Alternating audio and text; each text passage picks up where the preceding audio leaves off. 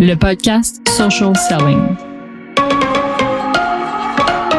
Pour faire un survol rapide des résultats, donc on a quand même réussi le défi, là, si on prend les résultats pour qu'est-ce qu'ils sont. L'année dernière, en 2018, pour la période du 3 au 25, on avait investi 56 000 $ pour un ROAS de 1,69. Fait que tes valeurs de conversion étaient de 94 500. Donc 56 000 pour 94 000 en 2018. Cette année, 20 000 $ d'investis, 98 300 de générés sur Facebook pour un ROAS de 4,76. Donc avec un budget 2,5 fois plus petit dans la période de 2019 par rapport à 2018, on a généré 4 000 $ de plus cette année.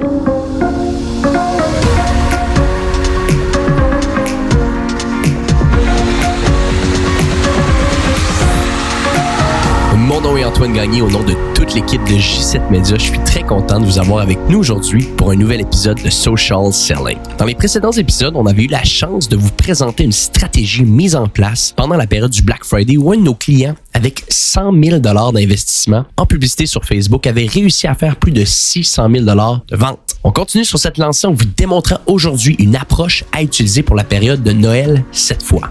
Mon collègue Nathaniel Letourneau-Ross, directeur de compte chez J7 Media, va vous expliquer aujourd'hui comment, avec un budget 2,5 fois moins élevé que le Noël précédent, on a été capable de générer un revenu brut plus élevé cette année. Nathaniel, avant de rentrer dans le vif du sujet et nous expliquer comment l'équipe s'y est pris, peux-tu nous donner un petit peu plus de contexte sur la situation? Absolument. Donc, on parle ici d'un client qui est dans le volet événementiel. Donc, il vend en fait des packages, des packages d'expérience, d'adrénaline un peu. Ouais. Donc, que ce soit avec des voitures, des supercars, du rallye, c'est souvent des packages d'expérience d'automobile en fait. Ouais. Donc, il se concentre vraiment sur le volet événementiel. Il vend de l'adrénaline, il vend des expériences automobiles. Mm-hmm. Puis, comme tu l'as dit, en fait, on parle de la période de Noël. Donc, pour vous mettre un peu plus en contexte avec ce client-là en particulier, c'est un client avec qui on avait commencé à travailler en 2018, ouais, spécifiquement pour la période du Black Friday, Cyber Monday et ensuite de Noël. Donc, on avait eu notre premier tour de piste un peu avec ce client-là en 2018. Puis, on avait eu des retours qui étaient absolument exceptionnels pour le Black Friday. C'était une période qui avait été très profitable pour nous. On avait vraiment aimé l'expérience avec le client. Par contre, c'était notre première année, puis on savait pas exactement en fait comment apprêter cette période-là par rapport à son business parce qu'il n'y avait jamais tant fait de vente en ligne auparavant. Exact. Puis peut-être pour les gens qui nous écoutent aujourd'hui, en 2018, parce que là, revenons, c'était vraiment le début de cette relation avec ce compte-là. On commence la relation pour le Black Friday, également à Noël, puis c'est ça que tu étais en train de mentionner, mais qui est important à dire. C'était la première fois que le client voulait y aller, entre parenthèses, all-in sur Facebook pendant ces périodes-là, parce que les années auparavant, il était très dispersé, médias traditionnels, télé, autres canaux publicitaires. Il n'avait jamais été à fond là, sur la pub Facebook, là, corrige-moi si je me trompe. Puis là, c'était en 2018 qu'il avait vraiment voulu essayer d'y aller un petit peu plus fort cette fois-là. Exactement. Il avait voulu suivre la tendance un peu. Avant ça, il était même dans les centres d'achat et tout, comme tu disais, des canaux plus traditionnels. Puis là, en 2018, ils ont décidé qu'ils voulaient vraiment y aller all-in, puis mettre une grosse partie du budget de marketing et de publicité vraiment sur Facebook et Instagram. Fait qu'il avait fait affaire avec nous, en fait, puis on avait divisé un peu le budget en deux, entre ces deux périodes-là, qui étaient le Black Friday et Noël, sans vraiment avoir d'historique. Exact. Donc, on savait pas nécessairement c'était quoi la meilleure approche. Est-ce que Black Friday allait vraiment rapporter plus ou est-ce que ça allait être Noël avec les cadeaux, etc., qui allait vraiment nous donner le bon coup. Donc, on avait divisé le budget en deux un peu. Puis, pour l'année 2018, donc spécifiquement, on avait investi 56 000 $ sur Facebook pendant la période de Noël. Donc, je parle du 3 décembre au 25 décembre. Puis pour les gens qui nous écoutent, là, 3 décembre au 25 décembre, est-ce que toi, c'est ça que tu conseilles aux clients d'entourer pour les périodes de Noël? Y a-t-il une raison pourquoi c'est pas plus le 2 ou le 4 décembre que tu commençais? Normalement, j'essaierais de commencer un peu plus tôt en réalité. La raison pour laquelle j'ai choisi le 3 au 25 spécifiquement, c'est vraiment pour se donner une comparaison qui est plus réaliste, véritable, étant donné que cette année, le Cyber Monday se trouvait être le 2 décembre. Si j'incluais cette journée-là, ça aurait un peu faussé les chiffres. Donc, je me concentre vraiment sur la période du 3 au 25 décembre dans le contexte de l'exemple qu'on prend aujourd'hui. Parfait. Donc, 2018, 3 au 25 décembre, 56 000 $ d'investis sur Facebook pour un retour de 1,69. OK. Donc, pas nécessairement des résultats à tout casser. C'était pas non plus des mauvais résultats. On parle ici d'un client qui a une marge bénéficiaire qui est quand même élevée. Donc, il n'était pas complètement insatisfait, mais définitivement, ça ne l'a pas nécessairement mis en confiance par rapport à cette période-là. Il s'est pas dit, OK, cette année, les gars, on met le 3/4 du budget pendant Noël, ça a tout cassé l'an dernier, c'est là-dessus qu'on se concentre. Au contraire, ça... Il y avait un petit peu de réserve. Il y avait un petit peu de réticence définitivement. Puis son approche par rapport à Noël cette année, c'était plus de nous donner un budget qui était plus faible, puis de dire concentrez-vous sur la stratégie, concentrez-vous sur le packaging, faites en sorte que le retour soit meilleur cette année. Je comprends. Donc, le budget cette année, c'était non pas 50 à 60 000, c'était vraiment un 20 000 pour la période de Noël, donc du 3 au 25 décembre. OK. Fait que là, on va remettre un petit peu les trucs en perspective. Là. On a 56 000 qu'on avait investi l'année dernière, retour de 1,69. Client que, bon, ici, ça passe 1,69 parce que la marge bénéficiaire est très élevée. Tu vendrais des produits avec une marge à 10, 15, 18 parce qu'il y en a beaucoup, là, des clients que ça peut être beaucoup plus petit la marge. Ça serait des revenus catastrophiques, des retours catastrophiques. Ça 100%. Ne passerait pas au conseil. Ici, ça passe parce que la marge est plus intéressante. Mais quand même, c'est pas à tout casser. Fait que le client, il a une réticence. Il donne 20 000, 2,5 fois plus élevé. Là, c'est une situation, à mon avis, que les gens qui sont en agence et que les gens qui font de la pub Facebook nous écoutent aujourd'hui ont déjà vécu. Tu dois faire avec moins de budget. Par où tu commences quand tu pars de quelque chose ou est-ce que là tu as moins de jeu, tu as moins de marge de manœuvre, le client a peut-être un petit peu plus de réticence. Par où tu commences? Comment tu analyses tout ça? 100%. Mais l'avantage cette année qu'on n'avait pas l'année dernière, c'est qu'au moins cette année, on avait déjà une preuve de qu'est-ce qu'on avait essayé. On avait des stratégies qu'on avait essayées sur Facebook. Donc, on avait vraiment du data analysé, des campagnes qu'on avait faites l'an dernier, des offres qu'on avait faites l'an dernier, qu'on pouvait analyser pour un peu comprendre ça avait été quoi les bons coups. Puis cette année, c'est sur quel bouton fallait peser en fait là, pour vraiment s'assurer d'avoir un retour qui était beaucoup plus intéressant. Donc, c'est ça l'avantage. On pouvait aller dans le gestionnaire, regarder qu'est-ce qui avait été fait l'an dernier, analyser les chiffres. Puis aussi, on venait aussi de vivre une autre période assez importante qui était le Black Friday juste avant, en fait, les quelques semaines avant. Quelques jours avant. Littéralement, si tu startes le 3, le Cyber Monday cette année terminait le 2. Fait que ça allait vite, là. Exact. Donc, globalement, en fait, on est retourné dans le passé. On a regardé qu'est-ce qui avait été fait en décembre 2018, qu'est-ce qui avait bien fonctionné, qu'est-ce qui avait moins bien fonctionné. On voulait vraiment s'assurer cette fois-ci qu'on investissait l'argent au bon endroit, sur les bonnes campagnes, sur les bons produits et les bonnes offres. Parle-moi de ça un peu, là. Là, tu t'en vas analyser. T'as-tu des trouvailles? T'as-tu des découvertes? Es-tu capable de nous faire part de points particuliers? Ça avait été assez clair quand t'avais fait le tout pour le volet du Black Friday avec l'autre compte qu'on avait analysé. Parle-nous un petit peu de cette fois-ci. C'est quoi que t'analyses? C'est quoi que t'as vu? La première grosse analyse que j'ai faite, c'était sur l'offre un peu de base qui avait été faite en 2018. Donc, on utilisait les coffrets cadeaux du client. Donc, c'est vraiment un espèce de packaging d'expérience que tu peux offrir à quelqu'un d'autre. En 2018, on s'était dit en réalité que ça serait sûrement la chose la plus facile à vendre à des gens qui connaissent pas nécessairement la marque, qui connaissent pas la valeur de ce qu'ils offrent. Puis, dans l'optique où tu veux peut-être inviter quelqu'un ou offrir ça comme cadeau, un coffret avec une expérience adrénaline, on s'était dit que c'était quelque chose qui fonctionnerait bien puis qui pourrait facilement attirer l'attention puis donner des idées de cadeaux aux gens et qui serait facilement vendable pendant la période de Noël. Donc, on est retourné dans le gestionnaire un peu voir qu'est-ce qu'on avait fait avec ça. Puis on s'est rendu compte en réalité que les coffrets cadeaux, ils s'offraient pas. Ils se vendaient mal. Les gens les achetaient pas. Là. C'était pas un coffret qui donnait un cadeau. C'est ça. On avait fait notre offre de base un peu pour attirer l'attention des gens, réchauffer les audiences sur ce coffret cadeau-là. On avait investi environ 40 000 $ en 2018 pour attirer les gens sur le site, réchauffer les audiences avec ces coffrets cadeaux-là. Puis on avait eu un ROAS de 1,58 seulement. Fait que offre pas tellement fonctionnel. Offre, on pourrait le dire, pas du tout fonctionnel. J'aime bien que tu y ailles pas avec que tu y ailles tranché, là. C'est ça qu'il faut, là. Exact. Une opinion tranchée. C'était une décision qui était un peu logique, mais en réalité, on s'est rendu compte, le packaging n'était pas nécessairement assez bon, assez intuitif. Les gens comprenaient pas nécessairement pourquoi qu'ils achèteraient ça. C'était un peu trop compliqué. Donc, on a décidé que cette année, clairement, les coffrets cadeaux, ça serait pas l'offre de base. OK. Fait que tu mets ça aux poubelles. Point 1, c'est de changer ton offre. Est-ce que ça serait ça que tu dirais ta première? Exactement, l'offre de base. Juste pour être certain, là, pour que les gens qui nous écoutent te parler de 40 000 $, est-ce que ça veut dire que l'année dernière, du 3 au 25 décembre 2018, pendant tout le mois complet, tu avais différentes publicités qui faisaient la promotion de cette offre-là? Tu l'as fait durer tout le long? Exact. Les coffrets cadeaux, en fait, ils étaient packagés de différentes manières. Donc, c'était pas nécessairement un seul produit. Je comprends. On pouvait packager, en fait, une offre cadeau sur différents types d'expériences. Donc, c'était pas nécessairement juste une approche, un axe d'offres, mais quand même, c'était quelque chose qui c'était globalement autour du coffret cadeau. Je comprends. Puis c'était vraiment fait pour attirer les audiences. En fait, c'était l'offre de base un peu qu'on utilisait surtout sur les audiences froides. Fait que ton offre de base, on la reprend plus, elle n'est pas fonctionnelle. Exact.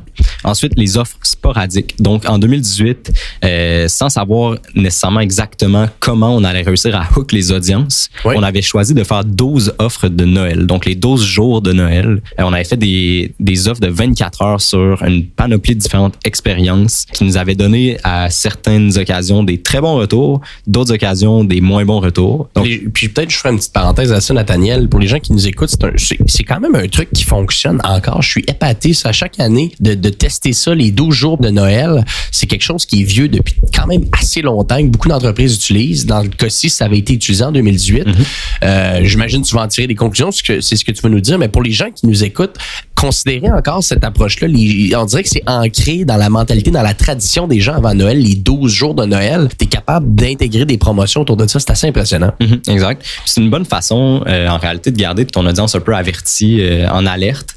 Parce que tu n'offres pas tout le temps la même chose jour après jour, que ça va nécessairement finir par se fatiguer, puis tu vas peut-être avoir des retours qui sont très intéressants au début de la période, puis vers la fin, c'est mort. Alors qu'en utilisant des offres de jours de Noël ou de périodes de Noël, tu vas quand même réussir à venir un peu réveiller ton audience, puis peut-être accrocher des personnes différentes selon les produits que tu vends. Donc, on avait fait les 12 jours, 12 promotions de Noël avec des produits différents à chaque fois, des expériences différentes à chaque fois. Puis, qu'est-ce qu'on a fait en réalité? C'est qu'on a dressé un portrait global de ces 12 offres-là. On a regardé combien d'argent on avait investi pour chaque offre, quels avaient été les retours en termes d'ajout au panier, d'achat, de valeur de conversion et de ROAS. En gros, lesquels qui performaient le mieux là, dans les 12. Okay. C'était une analyse qui était assez simple, donc utile, parce que à travers cette analyse-là, on a réussi à entourer les quelques offres qui avaient les mieux performé, puis on s'est dit pourquoi pas réutiliser seulement ces offres-là. Puis juste pour être certain, pour bien comprendre, les 12 offres de Noël que tu as faites en 2018, Nathaniel, ces offres-là duraient, c'est les 12 jours de Noël, donc j'assume, ils duraient 24 heures. Après 24 heures, tu ne pouvais plus les utiliser? Exactement, c'est ça.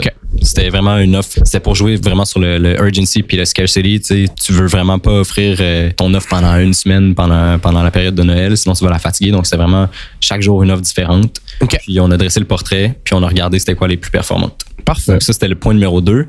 Ensuite, point numéro 3, c'est en fait une réalisation qu'on a fait au courant de la période du Black Friday cette année. Donc, quand on a commencé les campagnes du Black Friday, les résultats dans les premières heures, la première journée notamment, n'étaient pas aussi bons qu'on les aurait espérés. C'était pas aussi bon que l'année dernière. Là. Exactement. Disons les vraies choses. Là. Donc, on s'est vraiment penché sur la question, un peu, je veux pas dire en mode panique, mais un peu, tu sais, ça allait pas aussi bien qu'on l'aurait espéré. Il fallait trouver une solution, il fallait vraiment entourer le problème. Ça, c'était assez fascinant comme révélation, là, mais je vais te laisser continuer. Ouais. Donc, c'est le point numéro 3.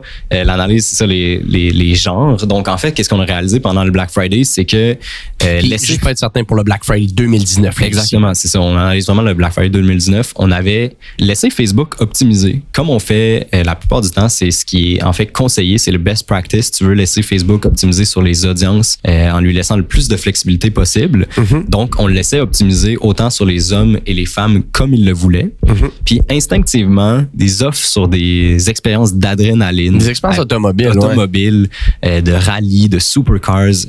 T'aurais vraiment instinctivement pensé que ça s'adresse beaucoup plus aux hommes puis que c'est les hommes qui allaient acheter ça. Puis c'est ça que Facebook a pensé. C'est ça que Facebook a pensé aussi. Parce qu'en réalité, c'était logique. Puis, tu avais plusieurs, en fait, axes de résultats, des métriques qui te montraient que c'était vraiment ça qui était pertinent à faire pour Facebook parce que les CTR, les coûts par clic étaient meilleurs. Il y avait plus d'engagement du côté des hommes.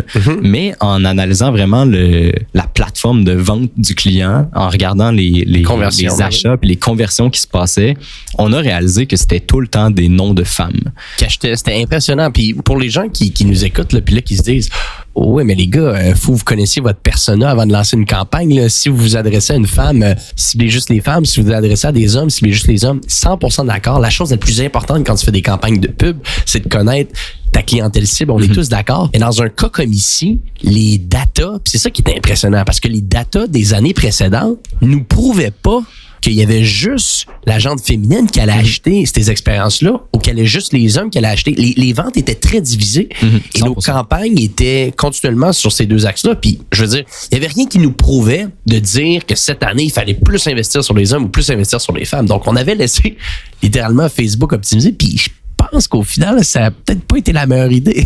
Non. Comme tu dis, c'était la bonne décision à prendre, c'était de laisser Facebook optimiser. On l'observe, puis on va notamment le voir dans un des prochains podcasts. Quand tu laisses plus de flexibilité à Bien Facebook sûr. au niveau des audiences, tu vas avoir des meilleurs résultats. Continuellement. Donc, couper ton audience en deux, puis choisir de targeter seulement les femmes ou seulement les hommes, c'est rarement une bonne décision. Dans le contexte actuel, on a vraiment été très profond dans l'analyse, puis on est vraiment allé voir les transactions qui se passaient sur le site. Le data qualitatif. On a réalisé en fait que pendant les premières journées du Black Friday, Facebook, il distribuait le 3/4 de son budget sur des hommes.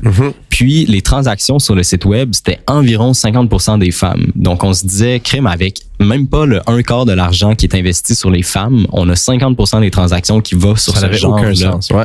Puis pour vraiment rentrer plus loin dans l'analyse, là, on a sorti les chiffres généraux pour la période du Black Friday 2019. Ouais. On avait investi 28 000 $ sur les hommes pour un ROAS de 1,87 et 17 000 $ sur les femmes pour un ROAS de 4,22. Incroyable. En réalité, la valeur de conversion des achats pour les femmes était 20 000 $ de plus que pour les hommes, avec 10 000 $ de moins d'investis. 11 000 $ même quasiment. 11 000 $, exactement. En tout cas, bref, j'imagine c'est là que tu vas en venir, mais c'est fascinant dans le sens, laisse Facebook optimiser, mais contre-vérifie. Exactement. c'est ça. Contre-vérifie parce que là, en ce moment, il était parti dans le champ gauche, là. 100%. Il envoyait notre pub à une audience qui, lui, pensait qu'il était bonne pour peut-être un paquet de facteurs puis un paquet de métriques. Mais la réalité, c'est qu'en termes de conversion, ça s'enlignait dans le champ gauche. Exactement, c'est ça. Je pense que tu as vraiment souligné le mot d'ordre, c'est de contre-vérifier. Il faut que tu te fies à Facebook. Tu utilises les best practices, c'est sûr, mais comme tu l'as dit, Facebook optimisait sur, par exemple, un add to cart.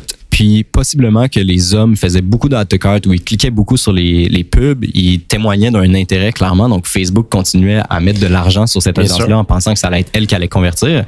Mais la réalité, c'était que les femmes convertissaient le plus. Puis tu sais quoi que tu proposes dans ce temps-là? Parce que on s'entend, là, c'est une réalisation qui peut paraître basic, simple, mais dont importante. Tu dis contre-vérifier. En combien de temps tu contre-vérifies? Combien de temps tu donnes? Dans le sens, est-ce que c'est quelque chose que tu dois continuellement faire, aller voir rapidement le data qualitatif? Qu'est-ce que tu proposes ici? C'est sûr que si tu te fixes des objectifs puis tu les atteins en laissant Facebook optimiser par lui-même, bon point. pas nécessairement besoin de te poser 1000 questions. Par contre, si tu as une petite difficulté ou tu réalises que ta campagne ne fonctionne pas aussi bien que tu l'aurais pensé, ton offre fonctionne pas aussi bien que tu l'aurais pensé, mais je pense que c'est bon de retourner à la base, Bien sûr. déconstruire un peu ton tunnel de vente, déconstruire tes audiences, puis vraiment retourner à la base, regarder ton data qualitatif Ben comme oui. tu viens de le souligner pour vraiment prendre des décisions éclairées. Parce que si on n'avait pas fait ça, puis qu'on avait laissé Facebook optimiser sur les hommes, ben on se serait retrouvé 4-5 jours plus tard à la fin de la période du Black Friday Cyber Monday sans ayant utilisé une portion importante du budget sur les femmes. Donc, on aurait manqué des centaines de conversions. Oh, ça aurait été des centaines de milliers de dollars qu'on n'aurait pas été chercher puis on n'aurait pas été capable de mettre le doigt dessus. Tu sais. Exact. Donc, en gros, bref, si je comprends bien ce que tu dis par rapport au sexe ou même par rapport à du data qualitatif en soi, donc qui fait les transactions, qui achète à la fin, contre-vérifier rapidement si les résultats sont pas au rendez-vous. Si les résultats sont au rendez-vous, vérifiez-le quand même, c'est toujours intéressant, mais au moins vous atteignez vos objectifs. Exact. Fait qu'à un certain point, votre stratégie est bonne. Mais si les résultats sont pas au rendez-vous, c'est peut-être pas juste votre pub, là. Il y a de quoi de plus profond. C'est ça, là. exactement. C'est important de vérifier toutes les étapes du funnel, en fait. Là. Tu peux penser effectivement, peut-être c'est juste ton visuel, ta pub qui fonctionne mal. C'est pas nécessairement ça. Ça peut être quelque chose qui est beaucoup plus profond que ça, Bien qui sûr. retourne aux bases même du marketing. Puis c'est important de se poser ces questions-là, puis de se remettre en doute un peu, puis de remettre en doute l'optimisation de Facebook aussi à travers tout ça. Exact. Très bon point. Fait que ça, c'était le point 3. T'as-tu d'autres réalisations que tu as faites? Oui, j'ai une autre réalisation très importante, en fait. À travers un peu des analyses qu'on a fait entre le Black Friday 2019 et le début de la période de Noël, on s'est rendu compte que le site web n'était pas nécessairement notre allié. Okay. Donc, qu'est-ce que je veux dire par là? C'est que on trouvait qu'il était un peu plus difficile cette année, le Black Friday 2019 par rapport au 2018. On s'est posé beaucoup de questions. On a vu notamment par rapport au sexe. Ouais.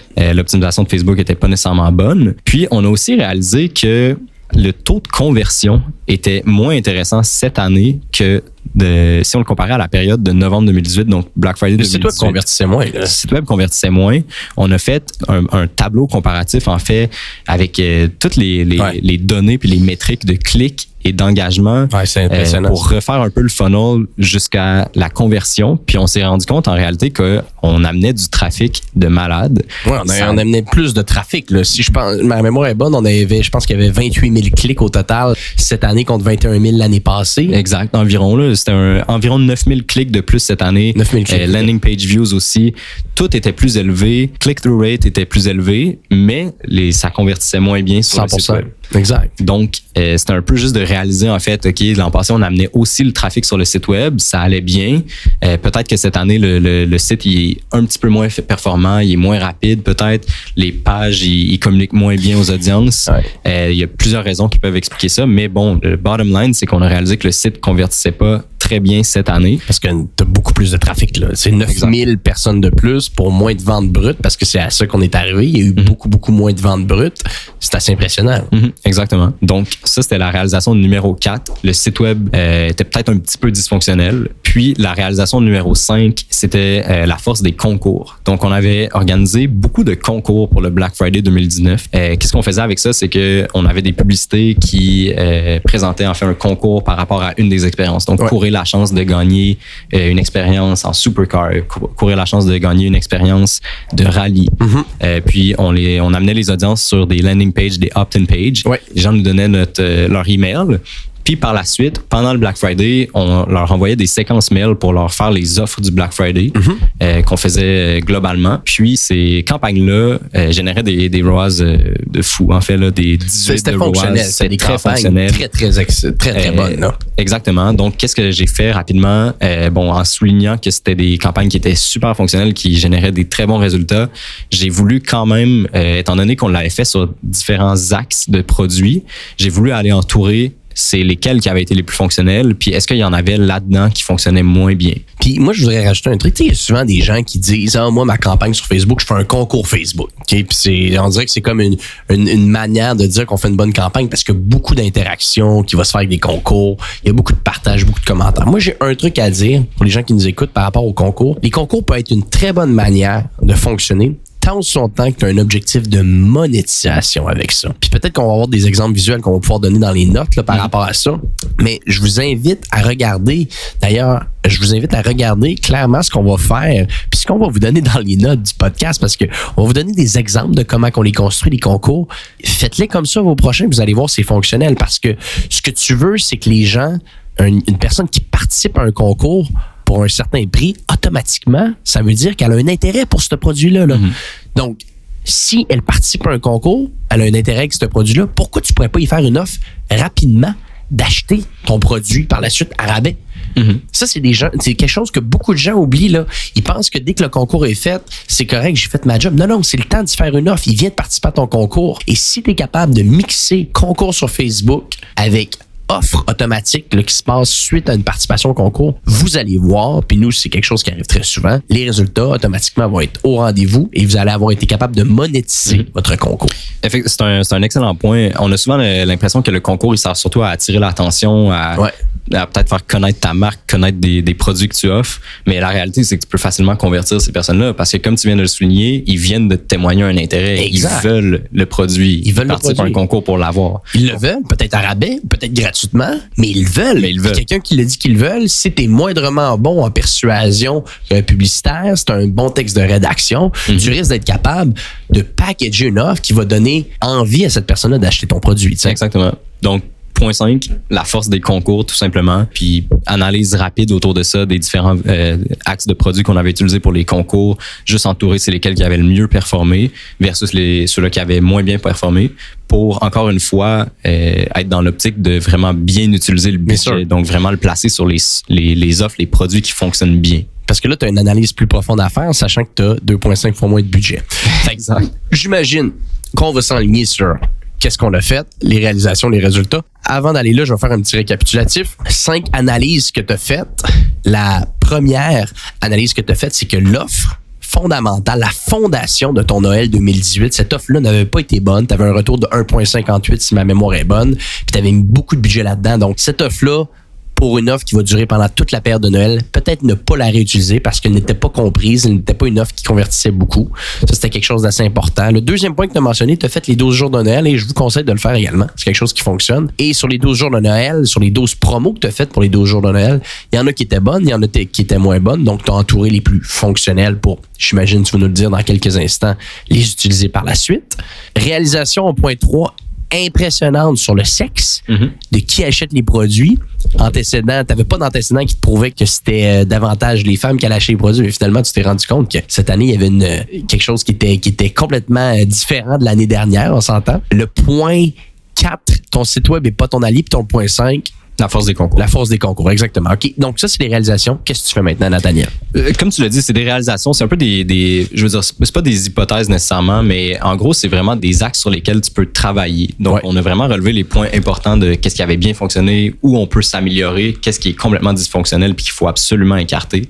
Donc, point 1, adieu les coffrets. On a décidé, en réalité, cette année, de ne pas utiliser les coffrets cadeaux pour attirer les audiences. Donc, comme je l'ai mentionné rapidement au début, on utilisait vraiment cette offre-là qui était un package cadeau pour attirer les gens sur le site, les faire réaliser que notre business, elle offre des choses qui peuvent être des bons cadeaux de Noël. Pour l'année 2019, on a décidé d'y aller avec une offre de 30% sur les meilleurs produits. En semaine, c'est 30% en semaine. 30% en semaine pour vraiment attirer les gens. L'objectif avec ces campagnes-là de 30%, c'était vraiment d'attirer l'attention. C'était de faire en sorte que les audiences se réchauffent un peu, viennent sur le site, magasinent un peu, se fassent des add to cart, commencent à vraiment littéralement se créer un purchase intent. Ben oui, bien sûr. Avec le 30%. Point numéro 2, moins d'offres, plus de retours. Donc, on a vu qu'on avait utilisé les 12 jours de Noël. Cette année, on a décidé d'y aller avec 5 offres. Donc, les 5 buckets qui avaient les mieux fonctionné l'an dernier. Les 5 offres les plus fonctionnelles. Puis, juste pour être certain, c'était 24 heures l'année passée, tes offres. Cette année, c'était? C'était 5 offres de 48 heures de durée de vie. OK. Donc, on les a doublés un peu, mais c'était le fun parce que ça créait littéralement une dynamique où pendant toute la semaine, par exemple, on réchauffait les audiences avec le 30%, puis pendant la fin de semaine, on avait un 48 heures où tel produit était à rabais à 50% pendant le 48 heures. OK. Puis on y allait simplement en retargeting pendant cette période-là. Donc, on avait réchauffé les audiences toute la semaine, puis pendant le 48 heures, on en convertissait une bonne partie. C'est pour les gens qui se posent les questions, parce que Nathaniel, tu as utilisé beaucoup de thèmes aujourd'hui, réchauffer d'audience, comment qu'on fait ça. Je vous invite à retourner à l'épisode numéro 1 qu'on a fait sur le Black Friday, où est-ce qu'on a une étude assez, on va dire, intense sur comment réchauffer des audiences. Donc, petite parenthèse ici, je te laisse continuer, Nathaniel. 100%. Point numéro 3, tu l'as relevé, ladies first. Donc, oui. il fallait absolument mettre l'accent sur les femmes. Il fallait packager parce qu'en réalité, c'est pas nécessairement que les femmes allaient acheter des produits e-corps pour eux-mêmes, mais clairement, ils réalisaient que c'était une bonne opportunité pour offrir un cadeau à l'homme dans la vie, soit leur mari, leur enfant, whatever. Mais clairement, les femmes, ils voyaient quelque chose en ce produit-là comme une offre pour cadeau, pour Noël, excusez-moi. Donc, il fallait absolument emprunter des avenues stratégiques pour être certain de capitaliser là-dessus. Donc, on a fait beaucoup de campagnes idées cadeaux, cadeaux idéal qu'on targetait seulement les femmes. On avait bâti des landing pages juste pour les femmes. Puis c'était vraiment axé autour de l'idée cadeau. Exactement, parce que faut s'en rendre compte là, dans un contexte comme ça, puis on est allé chercher encore plus loin le data qualitatif. Exact. Ouais. L'année passée, on avait fait les coffrets cadeaux, mais on les avait fait at large. On l'avait pas fait spécifiquement pour une personne en particulier. Là, on s'est dit cette année, on a le 30% qui avait bien fonctionné, on a des offres, puis on est allé voir, puis les femmes, quand ils l'achetaient, c'était pas pour eux. C'était jamais pour eux. Il y a eu des questions qui ont été posées, il y avait des notes qui étaient mises dans les bons de commande qui étaient dit pourquoi vous l'achetiez, à qui vous l'achetiez, parce que c'est une belle initiative que le client avait faite. Il pouvait nous donner cette date-là. On se rendait compte, là, c'était pas un produit pour eux. Donc, il fallait comprendre que c'était clairement une idée de cadeau. Exact. Puis c'est les campagnes qu'on a faites avec les landing pages, c'était clairement axé sur des idées cadeaux. Puis je pense aussi que ça serait peut-être important de faire une petite parenthèse. On a dit avant, mais le coffret cadeau ne fonctionne pas. Juste pour mettre un petit peu de contexte aux gens, le coffret cadeau, c'est plus l'offre en soi de ce client-là qui était mal faite, parce que le coffret cadeau incluait beaucoup de choses difficiles à comprendre. Et on s'est rendu compte qu'avec cette audience-là, ce qui est facile pour eux de comprendre, puis des fois, il y a du monde qui vont acquiescer avec cette approche-là, d'autres qui n'acquiesceront pas, c'est les pourcentages de rabais. Donc, au final, là, le 30% que Nathaniel te dit tantôt, puis on va essayer de mettre un petit peu de contexte, c'était quasiment la même chose en termes de pricing qu'on avait avec le coffret cadeau. Exact. C'était juste présenté d'une manière que les gens ne comprenaient pas. Ouais, 100%. Donc, je veux dire, une offre, c'est pas juste comment agressive qu'elle est, mais c'est comment qu'elle est présentée. Puis j'imagine qu'on va faire un podcast éventuellement, à un moment donné, que sur le packaging d'une offre. Mais dans un cas comme ici, les autres, il faut plus se casser la tête. C'est le pourcentage de rabais qui est fonctionnel si on veut faire des promos. Exact. On l'a vu dans les 2 premiers épisodes. Il faut que ton offre, elle se communique facilement. Bien sûr. Si les gens ne comprennent pas at first glance, juste instinctivement en voyant ta publicité, c'est quoi ton fameux coffret cadeau, il n'y a aucune chance qu'ils s'imaginent l'acheter puis qu'ils s'imaginent le donner à quelqu'un. Ils ont pas. Les gens, ils veulent acheter un cadeau qui est le fun à donner. Ton coffret cadeau, s'il est difficilement comprenable. Surtout dans de la pub Facebook, que tu n'as pas le temps d'interpeller ton client. Il faut que ça se fasse très vite. Donc, nous autres, on est reparti produit par produit avec un pourcentage de rabais, puis c'était bien plus fonctionnel. Exact. Point numéro 4. Épater les visiteurs, donc adieu le site web. On a choisi pour la période de Noël de construire des sales pages pour chacune des offres, chacun des produits. Donc vraiment spécifiquement, peu importe c'était quoi l'expérience ultime qu'on offrait, on avait une sales page qui était faite pour ça. Exactement. Donc on n'amenait jamais directement les audiences sur le site web. On voulait vraiment que l'expérience du tunnel de vente soit seamless, entre guillemets, puis que les gens ils perçoivent tout le temps la valeur à travers chacune de ces étapes du tunnel de vente. Puis, à la fin, on les amenait directement sur la checkout page. 100%. Puis, on s'est rendu compte que c'était beaucoup plus fonctionnel de cette manière-là. Puis auditez votre site web. Si vous arrivez dans une période qui est excessivement importante pour vous, nous, dans le cas ici, on n'avait pas, on va dire théoriquement, c'était pas notre mandat d'aller auditer le site web du client, mais même si c'est pas votre mandat spécifique, faites-le quand même. Là, vous avez une responsabilité à la fin de la journée quand vous faites de la pub Facebook. Auditez vos pages de conversion, puis on aurait peut-être dû le faire encore plus avant. Hein. Je pense que c'est une chose qu'on va se rappeler. Avant ça, on n'aurait pas amené autant de trafic pendant le Black Friday sur ce site web-là. Au moins, on l'a fait pour la période de Noël. Et finalement, si votre site web ne convertit plus comme il convertissait avant, ben là, essayez de trouver des avenues rapides. Puis rien de mieux qu'une bonne vieille sales page. Exactement. Puis dernier point, en fait, les concours de Noël. Donc, on a un peu répliqué l'approche qu'on avait faite pendant le Black Friday qui avait été très fonctionnelle. Cette fois-ci, en entourant seulement les produits qui avaient les mieux performés au niveau des concours. Donc, on a fait 3 concours pour la période de Noël qui étaient vraiment, c'est ça, comme je l'ai dit, en fait, axés seulement sur ceux-là qui avaient le mieux performé. Les produits les plus fonctionnels. Exact. Donc, juste pour réitérer, en fait, à ce moment-là, on avait notre plan stratégique pour la période de Noël qui était sur 5 volets principaux dans l'optique d'améliorer les résultats. On voulait vraiment être sûr d'avoir des retours qui étaient pas mal plus élevés que l'année dernière. Ben, pas mal plus élevé. Ou du moins, si tu as 2,5 fois moins de budget, au moins arriver avec quelque chose qui, en termes de ratio, va faire en sorte que le client soit très content. Exactement. Puis, pour faire un survol rapide des résultats, donc on a quand même réussi le défi là, si on prend les résultats pour qu'est-ce qu'ils sont. L'année dernière, en 2018, pour la période du 3 au 25, on avait investi 56 000 $ pour un ROAS de 1,69. Fait que tes valeurs de conversion étaient de 94 500 pour être précis. Donc, 56 000 pour 94 000 en 2018. Cette année, 20 000 $ d'investis, 98 300 de générés sur Facebook pour un ROAS de 4,76. Donc, avec un budget 2,5 fois même plus petit dans la période de 2019 par rapport à 2018, on a généré 4 000 $ de plus cette année. De vente brute, là, c'est impressionnant. Là. Fait que automatiquement, ça fait en sorte que dans un contexte comme ça, le client fait 40 000 $ de plus directement dans ses poches parce qu'il y a 36 000 $ de moins d'investissement, plus 4 000 $. Puis c'est assez impressionnant. Puis la réalité, on n'a pas réinventé la roue ici. Puis je pense que pour les gens qui nous écoutent, parce que le but, c'est que vous soyez capable peut-être de reprendre ces leçons-là et de les faire pour votre propre entreprise, pour l'entreprise pour laquelle vous travaillez, ou si vous êtes une agence ou un freelancer qui fait de la pub Facebook, pour le client pour lequel que vous allez desservir. Ça serait quoi un petit peu les learnings? Là, si on peut mettre ça simple, tu avais des hypothèses, tu as fait des changements, mais quelqu'un qui demain veut refaire un Noël ou une période spécifique qui peut être très bonne puis très propice aux achats, comment qu'on pourrait résumer ça, ce qu'on a appris? Mais je dirais que nous, qu'est-ce qu'on a fait concrètement? On était dans une situation où il fallait améliorer les résultats. On n'avait pas le choix. On n'a pas paniqué. Puis, qu'est-ce qu'on a fait? C'est qu'on est retourné aux bases. On a analysé 3 buckets, je vous dirais, les audiences. Donc, on est retourné à la base. À qui on devrait s'adresser, puis pourquoi? Avec qui ça fonctionne bien, notre produit, notamment dans la période de Noël. Donc, on a breakdown les audiences. On s'est rendu compte que ça fonctionnait pas mal mieux du côté des femmes. Donc, la façon intelligente d'investir l'argent, c'était d'y aller pas mal plus sur les femmes que ce que Facebook faisait par Exact. lui-même. Ensuite, encore une fois, un retour aux bases. On regarde c'est quoi les produits et les offres qui fonctionnent bien, Exact. notamment dans la période de Noël. On a regardé qu'est-ce qui avait bien fonctionné l'an dernier, qu'est-ce qui avait moins bien performé. Cette année, on a pesé sur les bons boutons. On l'a simplifié. On a l'a passé de 12 à 5. Là. Exactement. On 12 à 5 s'est offres. concentré sur les produits, en fait, qui se communiquent le mieux aux audiences.